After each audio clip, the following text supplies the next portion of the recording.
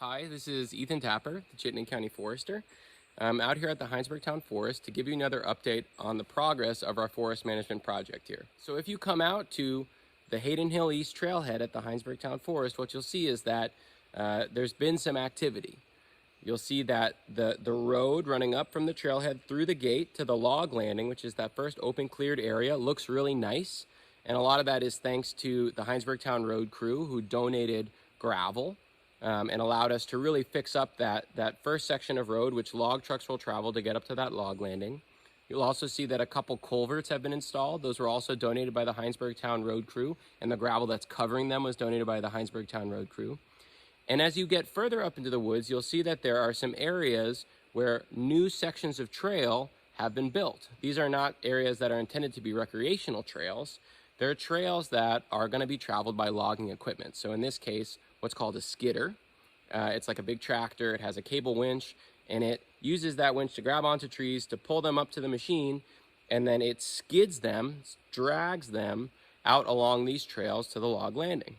Now, the thing that's so exciting about the work that we did is that it allows us to mitigate the impacts of this forest management in a couple of different ways. One is through installing water bars and water diversion structures in our trails ahead of time. So one thing that often happens is that as you're working in an area, you're doing some forest management, there's this awkward time when trails thaw and maybe there's water running down the trail, but it's too wet to bring in a machine to put in water bars to divert that water off the trail. So you could be at risk of some erosion or something like that. So when we install water bars in our trails ahead of time, it means that those water bars are going to be frozen in the trail, and when the trails thaw, they'll already be in place and we'll be able to divert the water off the surface of the trail. So it's a real benefit from mitigating erosion, protecting the integrity of our trails, and also protecting water quality.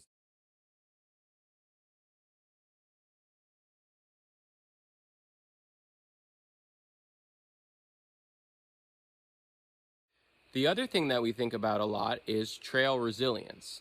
So here in the section that we're managing this winter at the Hinesburg Town Forest, there are historic skid trails. These are trails that have been used by logging equipment to access this portion of the Hinesburg Town Forest in the past.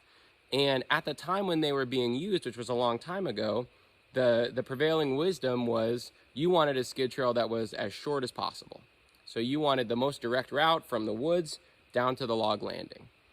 But now we think a lot more about the idea of making our trails resilient in a world where our climate is changing. We know we're having these really intense storms, really intense precipitation events. We're getting a lot of water all at once, and that really puts our trails at risk. So if we have trails that are straight up and down the hill, those trails are much more vulnerable to these storm and precipitation events of increasing frequency and increasing intensity.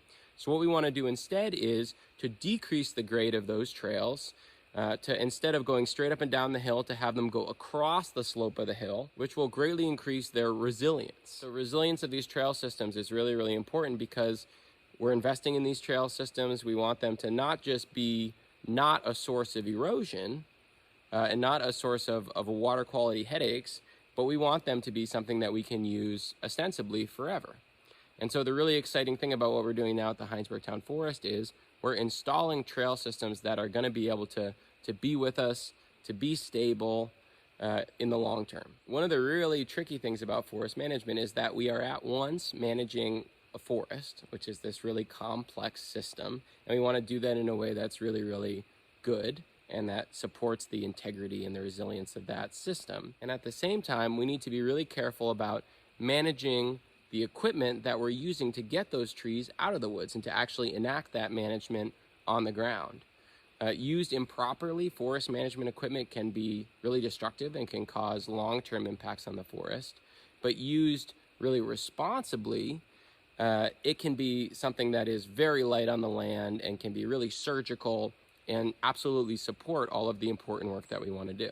So putting this equipment in a position where it can do the best management work possible, and we can worry about the adverse impacts of that equipment as little as possible, is really, really important.